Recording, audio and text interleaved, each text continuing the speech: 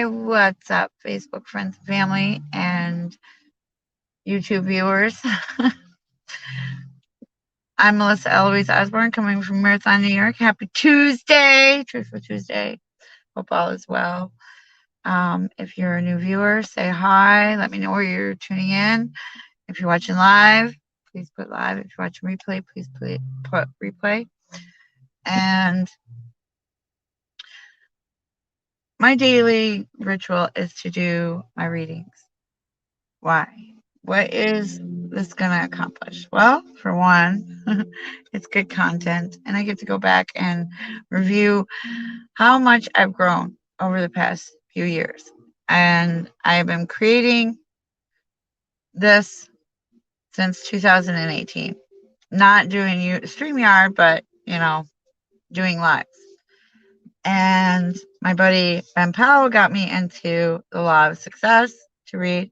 I've read Green Lights by Matthew McConaughey. Good book. I do recommend it. And first thing I do is usually my affirmations. I started a new trend, and then after this, I'm going to be doing my workout. So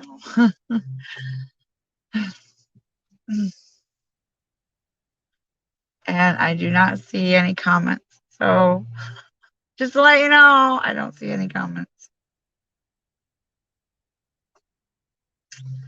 Okay. At this time. Hey, Epermel Salon. Nice to see you. Okay, first thing. I believe in myself. I believe in those who work with me. I believe in my employer. I believe in my friends. I believe in my family. I believe that God will lend me everything I need with which to succeed if I do my best to earn it through faithful and honest service. I believe in prayer, and I'll never close my eyes and sleep without praying for divine guidance to the end. That I will be patient with other people and tolerant with those who do not believe as I do. I believe that success is a result of intellect, effort, and does not depend upon luck or sharp practices or double-crossing friends, fellow men, or my employer. I believe I will get out of life exactly what I put into it. Therefore, I'll be careful to conduct myself toward others as I would want them to act toward me. I will not slander those whom I do not like. I will not slight my work no matter what I may see others doing. I will render the best service of which I am capable, because I have pledged myself to succeed in life, and I know that success is always a result of conscience and efficient effort. Finally, I will forgive those who will offend me, because I realize that I will sometimes offend others, and I will need their forgiveness. Hi, Martin, hon. Thank you for tuning in. So I'm going to read part 2. And if you want to know what I do, I am a network marketer. I help small businesses help them build their business using their phone, acquiring to learn new skills, coach if necessary, as long as they want coaching. Because it doesn't matter what you pay for services. You got to be coachable.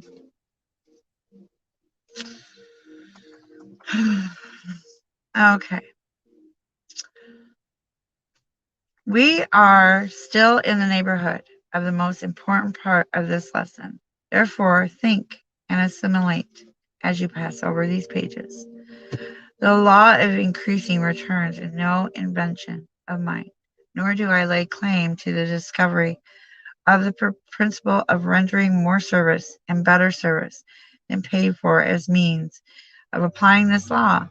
I merely appropriated them after many years of careful observation of those forces that enter into the attainment of success, just as you will appropriate them after you understand their significance. You might begin this appropriation process now by trying to experiment that may easily open your eyes and place back of your efforts powers that you did not know you possessed. Let me caution you, however, not to attempt this experiment in the same spirit in which a certain woman experimented with that biblically passage that says something to the effect that if you have faith the size of a grain of mustard, and say to yonder mountain to remove to some other place. It will be removed. This woman lived near a high mountain that she could see from her front door. Therefore, as she retired that night, she commanded the mountain to remove itself to some other place. Next morning, she jumped out of bed, rushed to the door, and looked out. But lo, the mountain was still there. Then she said, just as I had expected, I knew it would be there. I am going to ask you to approach this experiment with full faith that it will mark one of the most important turning points of your entire life.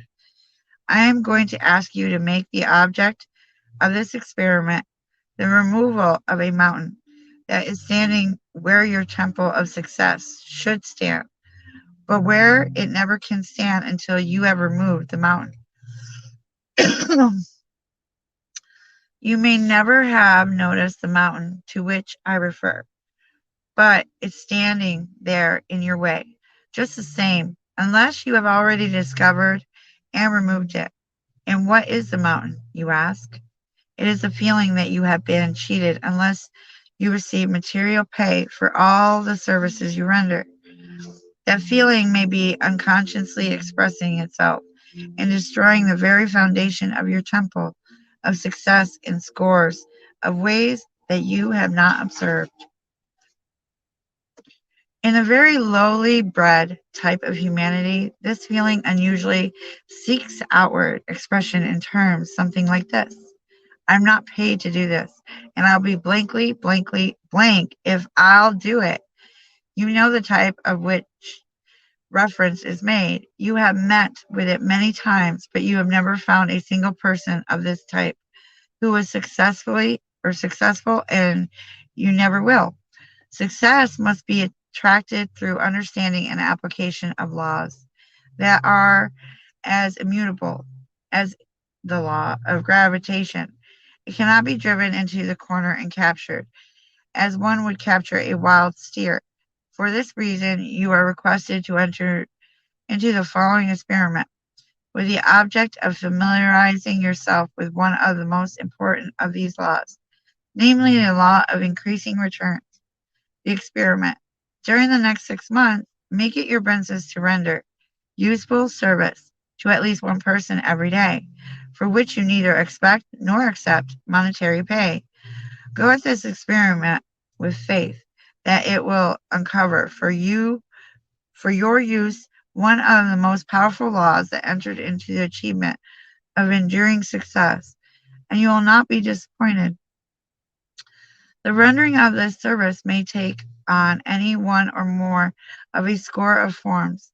For example, it may be rendering personally to one or more specific person, or it may be rendered to your employer in the nature of work that you perform after hours.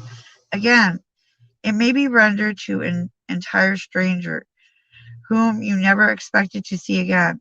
It matters not to whom you render this service, so long as you render it with willingness and solely for the purpose of benefiting others. If you carry out this experiment in the proper attitude of mind, you will discover what all others who have become familiar with the law upon which it is based upon have discovered.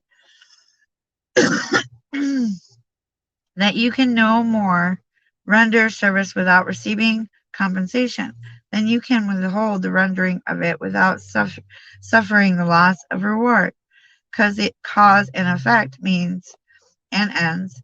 Seed and fruit cannot be served, says Emerson, for the effect already blooms in the cause. The end pre-exists in the means, the fruit in the seed. If you serve an ungrateful master, serve him the more, but God in your debt. Every stroke shall be repaid. The longer the payment is withheld, the better for you. For compound interest on compound interest is the rate and usage of this investment. The law of nature is do the thing and you shall have the power. But they who do not the thing have not the power. I have my water. Men suffer all their life long under the foolish superstition that they can be cheated, but it isn't as impossible for a man to be cheated by anyone but himself as for a thing to be and not to be at the same time. There is a third silent party to all our bargains. The nature and soul of things take on itself the guarantee of fulfillment of every contract, so that honest service cannot come to loss. Before you begin the experiment that you have been requested to undertake, read Emerson's essay on compensation, for it will go a very long way toward helping you to understand why you are making the experiment. Perhaps you have read compensation before. Read it again. One of the strange phenomena that you will observe about this essay may be found in the fact that every time you read it, you will discover new truths that you did not notice during the previous readings. A few years ago, I was invited to deliver the graduation address before the students of an Eastern college. During my address, I dwelt at length and with all the emphasis at my command on the importance of rendering more service and better service that for which one is paid. After the address was delivered, the president and the secretary of the college invited me to luncheon. While we were eating, the secretary turned to the president and said, I have just found out that this man is doing. He is putting himself ahead in the world by first helping others to get ahead. In that brief statement, he had emphasized the most important part of my philosophy on the subject of success. It is literally true that you can succeed best and quickest by helping others to succeed. Some 10 years ago, when I was engaged in the advertisement business, I built my entire clientele by the application of the fundamentals upon which this lesson is founded, by having my name placed on the following up list of various mail order houses. I received their sales literature. When I received a sales letter or a booklet or a folder that I believed I could improve, I went right to work on it and made the improvement, then sent it back to the firm that had sent it to me with a letter stating that this was but a trifling sample of what I could do, that there were plenty of other good ideals where that one came from, and that I would be glad to render regular service for a monthly fee. Invariable, this brought an order for my service. On one occasion, I remember that the firm was dishonest enough to appreciate my ideal and use it without paying me for it. But this turned out to be an advantage to me in this way. A member of the firm who was familiar with the transaction started another business, and as a result of the work I had done for his former associate, for which I was not paid, he engaged me to serve him on a basis that paid me more than double the amount I would have realized from his original firm. Thus, the law of compensation gave back to me with compound interest that which I had lost by rendering service to those who were dishonest. If I were looking for a profitable field of employment today, I could find it by again putting into action this plan of rewriting sales literature as a means of creating market. For my service, perhaps, I would find others who would appropriate my ideals without paying for them, but by the large people would not do so, for the simple reason that it would be more profitable to them to deal fairly with me and thereby avail themselves of my continued services. Several years ago, I was invited to deliver a lecture before the students of Palmer School at Davenport, Iowa. My manager completed arrangements for me to accept the invitation under the regular terms in effect, at the time which we were $100 for the lecture and my traveling expenses. When I arrived at Davenport, I found a reception committee awaiting me at the depot, and that evening I was given one of the warmest welcomes I had ever received during my public career up to that time. I met many delightful people from whom I gathered much valuable data.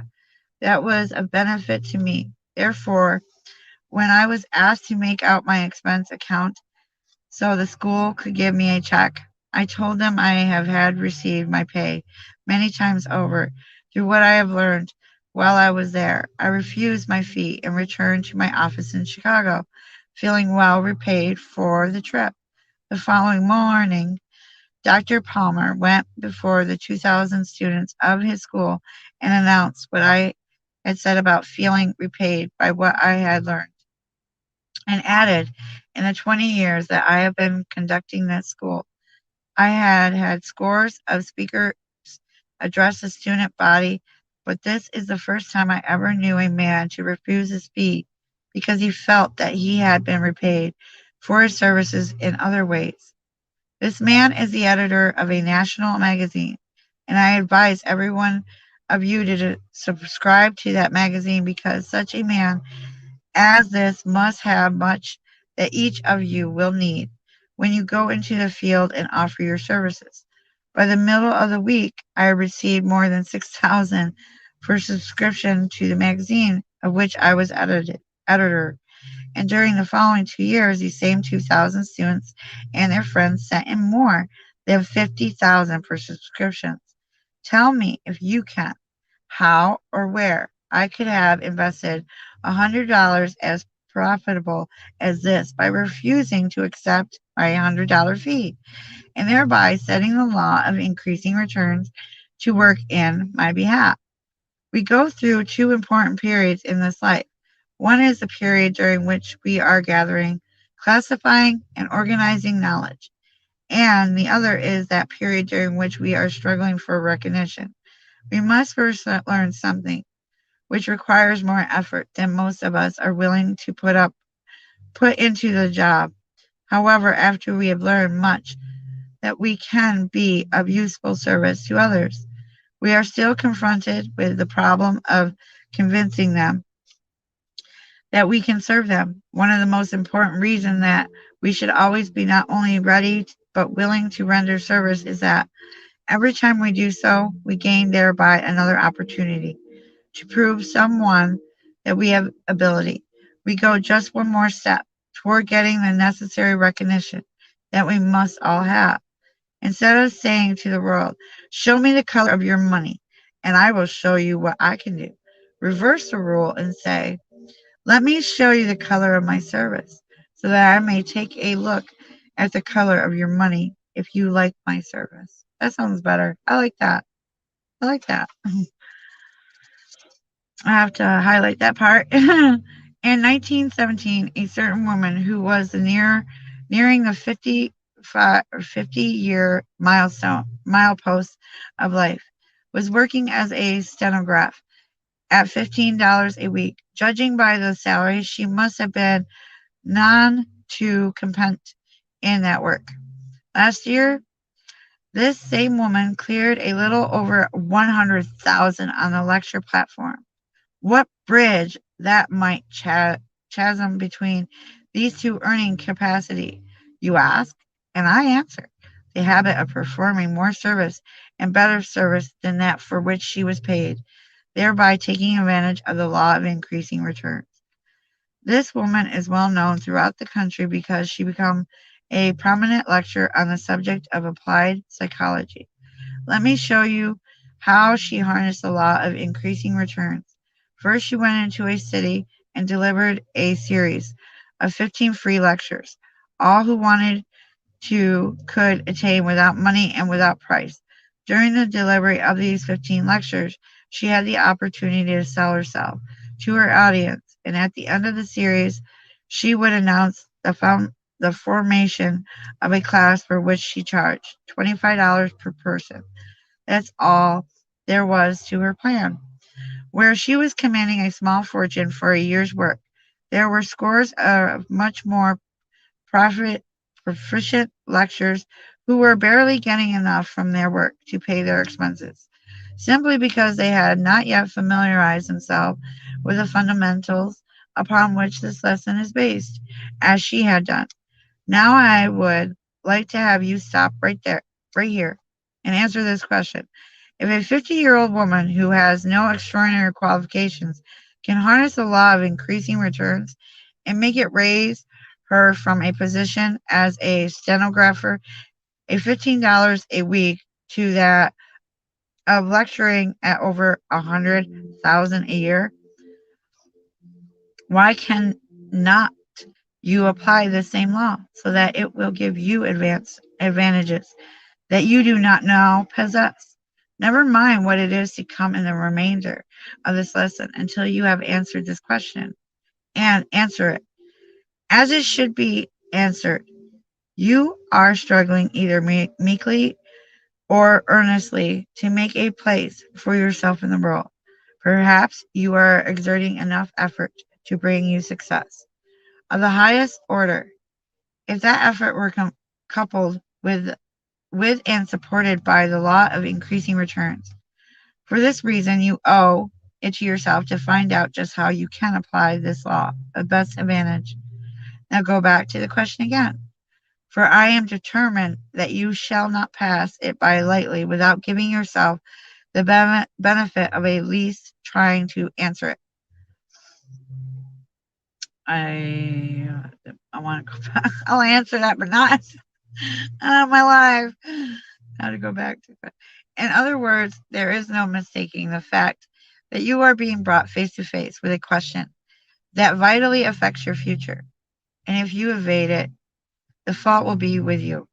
So true. You may lay this lesson aside after you have read it, and it is your privilege to do so without making any attempt to profit by it. But if you do so, you will never again be able to look at yourself in the mirror without being haunted by the feeling that you have deliberately cheated yourself.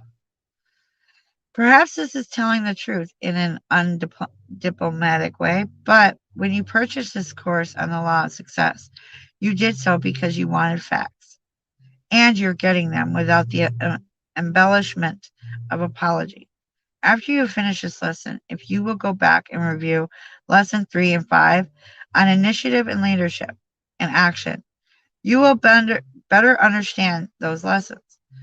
Those two lessons and this one clearly establish the necessity of taking the initiative, following it with aggressive action, and doing more than you are paid to do.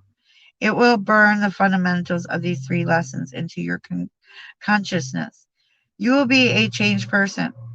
And I make this statement regardless of who you are or what your calling may be.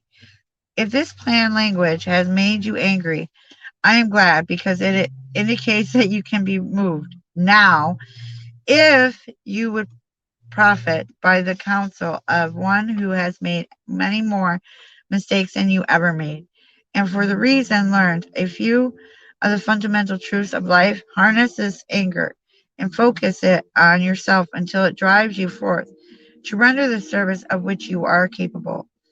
If you will do so, you can collect a king's ransom as your reward. Find what interests you and that you can do well, and put your whole soul into it.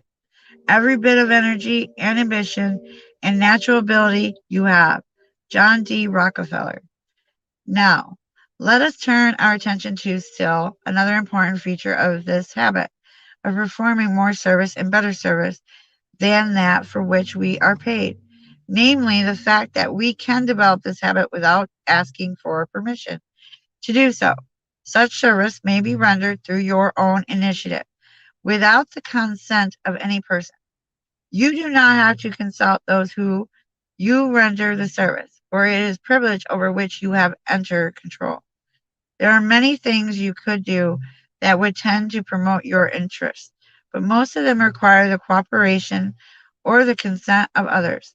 If you render less service that for which you are paid, you must do so by leave of the purchaser of the service or the market, for your service will soon cease.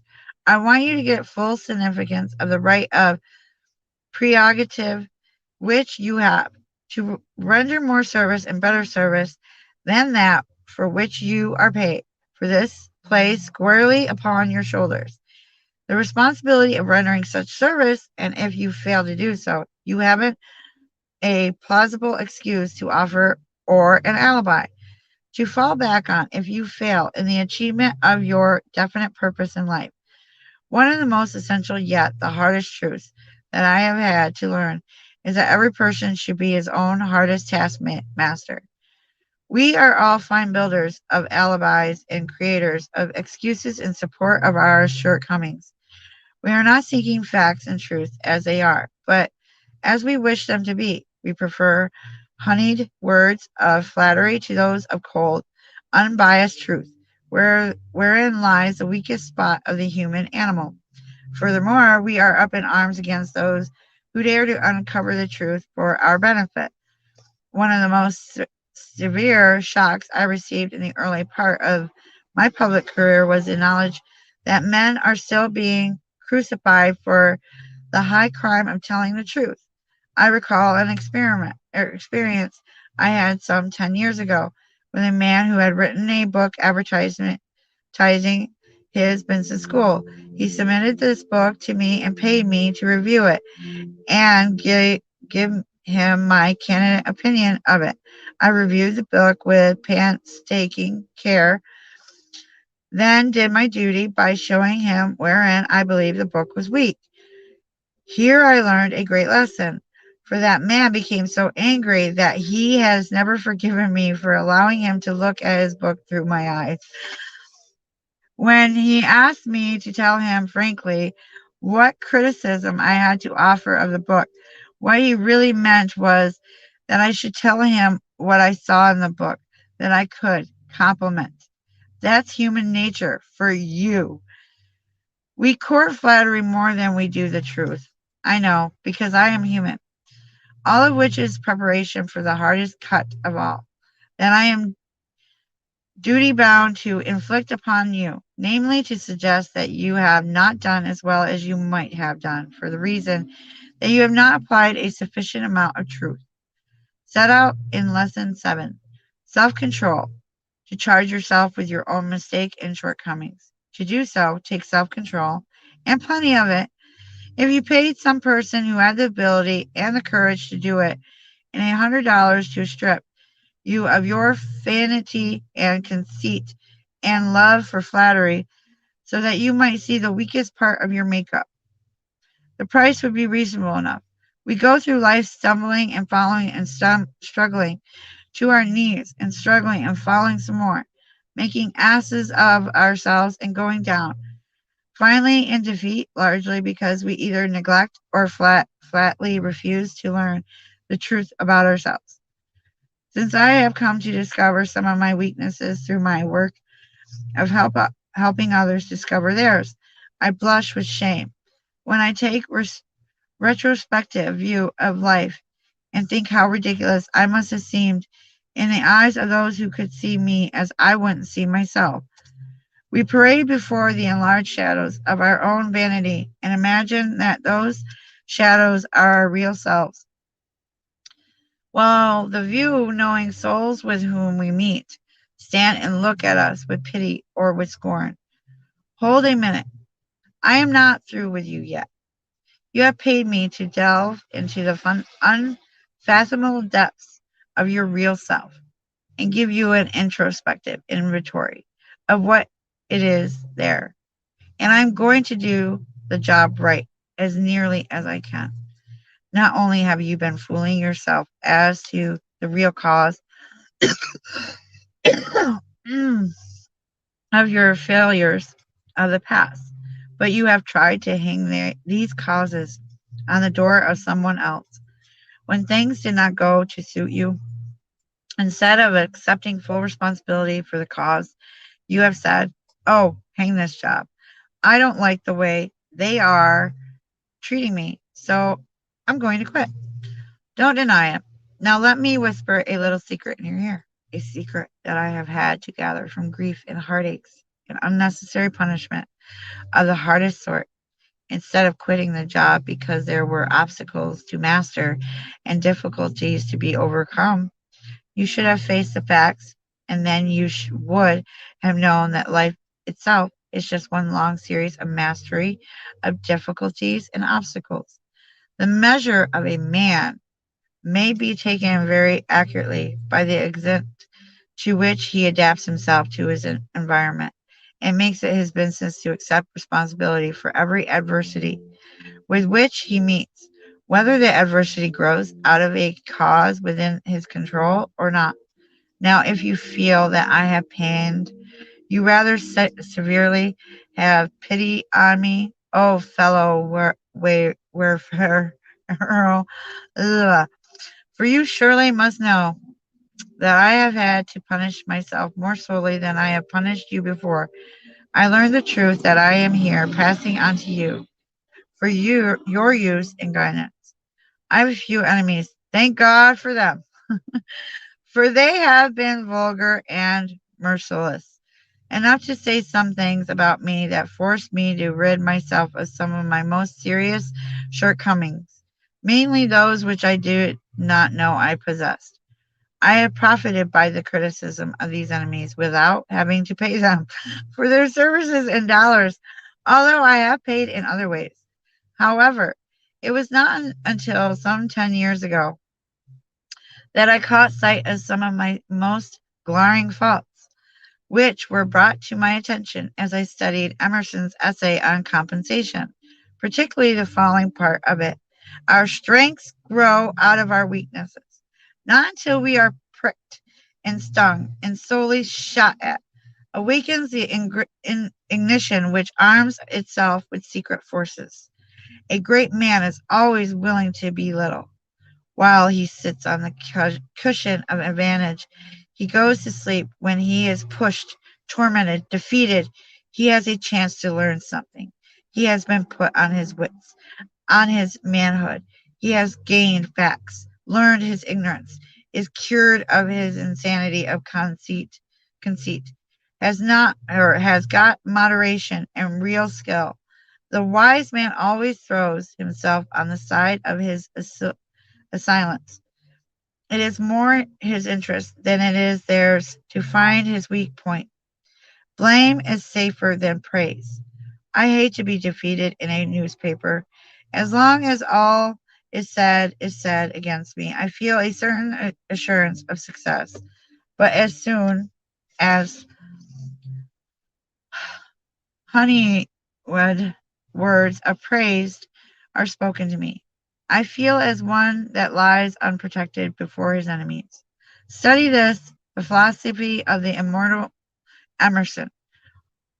All the more for it often requires the stern realities of many years of experience to prepare one to assimilate and apply this philosophy. Better that you should understand these great truths as a result of my undiplomatic presentation of them than to be forced to gather them from the less sympathetic sources of cold experience. Experience is a teacher that knows no favorites. When I permit you to profit by the truth I have gathered from the teachers of this cold and unsympathetic teacher, I am doing my best to show you favoritism, which reminds me somewhat of the times when my father used to do his duty by me in the woodshed. Always started with this bit of encouraging philosophy. Son, this hurts me worse than it hurts or it does you. Thus we approach the close of this lesson without having exhausted the possibilities of the subject, nay, without having more than scratched the surface of it. There comes to mind the story of a romance of long ago through which I had leave on your mind the main import of this lesson. This story is setting in the city of Antioch in ancient Rome, 2,000 years ago, when the great city of Jerusalem and all the land of Judah were under the oppressing heel of Rome. The star figure of the story was a young Jew by the name of Ben-Hur, who was falsely accused of a crime and sentenced to hard labor at the galleries or chained to a bench in the gallery and being forced to tug wearily at the oars. Ben-Hur developed a powerful body. Little did his torments know that out of his punishment would grow his strength, with which he would one day gain his freedom. Perhaps Ben-Hur himself had no such hopes. Then came the day of the chariot races, the day that was destined to break the chain that bound Ben-Hur to the oars of the gallery and gave him his freedom. One span of horses was without a driver. In desperation, the owner sought the aid of the young slave because of his mighty arms and begged him to take the place of the missing driver. You can't build a reputation on what you're going to do. Henry Ford. As Ben-Hur picked up the reins, a mighty cry went up from the onlookers. "Look, look! Those arms! Where did you get them?" they howled, and Ben-Hur answered, "At the galleries, or the race was on with those mighty arms." Ben-Hur calmly drove that charging span of horses on to victory, victory that won for him his freedom. Life itself is great chariot race, and the victory goes to those who have developed the strength of character and determination and willpower to win. What does it matter whether we develop this strength through cruel confinement at the galleries, or as long as we use it so that it brings us finally to victory and freedom? It is unvaried law that strength grows out of resistance. If we pity the poor blacksmith who swings a 10-pound hammer all day long, we must also admire the wonderful arm that he develops in doing so. Because of the dual constitution of all things in labor as in life, there can be no cheating, says Emerson. The thief steals from himself. The swindler swindles himself, for the real price of labor is knowledge and virtue, whereof wealth and credit are signs. The signs, like paper money, may be counterfeit or stolen, but that which they represent, namely, knowledge and virtue, cannot be counterfeit or stolen. Henry Ford receives 15,000 letters a week from people who are begging for a part of his wealth. Yet, how few of these poor, ignorant souls understand that Ford's real wealth is not measured by the dollars he has in the bank, not the factories he owns, but by the reputation he has gained through the rendering of useful service at a reasonable price. And how did he gain that reputation? Certainly not by rendering as little service as possible and collecting for it all he could flinch from the purchasers. The very warp and wool of Ford's business philosophy is this: give the people the best product at the lowest price possible. When other automobile manufacturers raised their prices, Ford lowers his. When other employers lower wages, Ford increased them. What has happened? This policy has placed the law of increasing returns back of Ford so effectively that he has become the richest man in the world. Oh, you foolish and short-sighted seekers after wealth who are returning from the daily chase empty-handed, why do you not take a lesson from men like Ford? Why do you not receive your philosophy and give in order that you may get? I am finishing this lesson on Christmas Eve. In the room next to my study, our children are decorating their Christmas tree, and the rhythm of their voices falls as music on my ears. They are happy, not only because they expect to receive, but for the deeper reason that they have presented hidden away that they expect to give.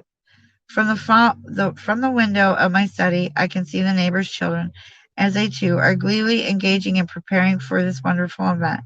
Throughout the civilized world, millions of people are preparing to celebrate the birth of the Prince of Peace, who more than any other man set forth the reason why it is more blessed to give than to receive, and why enduring happiness comes not from possessing material wealth, but from rendering service to humanity. It seems an odd coincidence that the completion of this particular lesson should have happened on Christmas Eve. Yet I am glad that it has, for this has provided me with sufficient justification for reminding you that nowhere in the entire history of civilization could I have found stronger support of the fundamentals of this lesson than may be found in the Sermon on the Mount in the book of Matthew. Christianity is one of the greatest and most far-reaching influence in the world today. And I hardly need apologize for rendering you that the tenets of Christ's philosophy are in absolute harmony with the fundamentals upon which this lesson, in the main, is founded. As I see the happy faces of the children and watch the hurrying crowds of belated Christmas shoppers, all radiant with the splendor of the spirit of giving, I cannot help wishing that every eve was Christmas Eve, for then this would be a better world, in which the struggle for existence would be reduced to a minimum and hatred and strife outlawed. Life is but a short span of years at best. Like a candle, we are lighted, flick, flicker for a moment, and then go out. If we were placed here for the purpose of laying up treasures for use in a life that lies beyond the dark shadow of death, may it not be possible that we can best collect these treasures by rendering all of the services we can to all the people we can in a loving spirit of kindness and sympathy? We need but little of these worldly goods. One suit of clothes, one wholesome meal a day, and one bed in which to sleep is about the extent of our actual needs.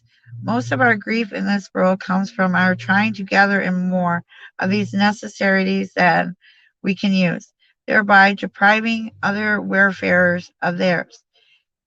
Here this lesson must end, but it is by no means completed.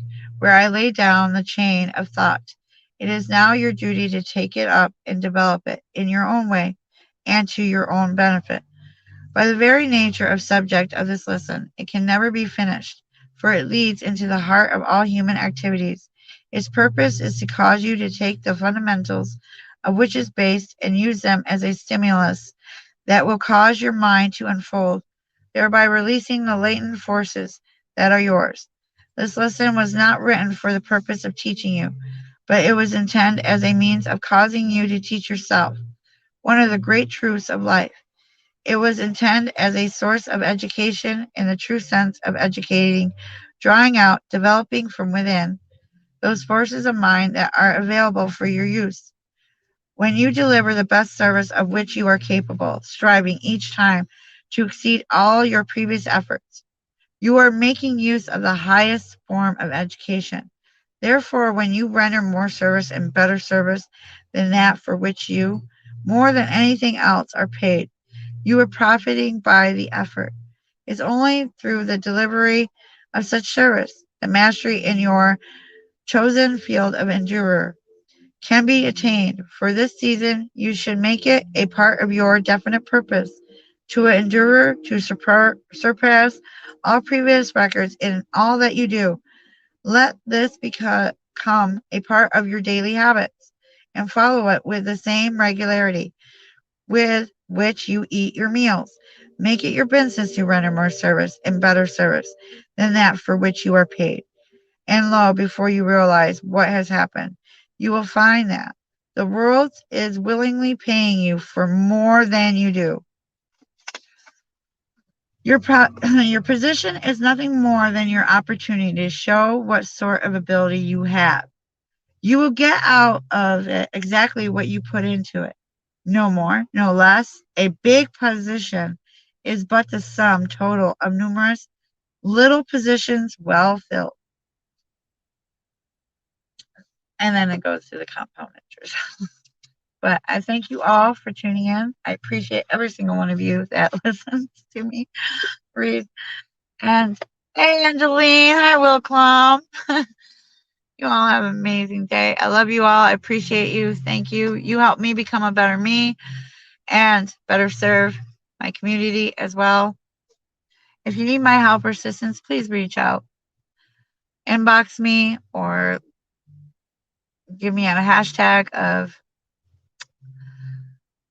help. Say help. Because I will help. Just let me know what you're struggling with. I mean, I have struggles too. I still do. It's part of life. I'm not gonna cry or complain, or I'm just gonna keep pushing myself to be a better person. Not hurt myself, but push myself to be a better person. And because we are tough. We all are. I mean, we all have our doubts. So, and we can overcome them though. So, you all have a good one. Have a good evening, good night, good afternoon, wherever you're tuning in. Know that you're amazing. Thank you, Angelina. I love you, girl. Love you all. Jim Takis, thank you. And Martin, everybody, I appreciate you all. So have an amazing Tuesday. Go after your dreams. Get out of your comfort zone. So I will see you on the next live. Toodaloo.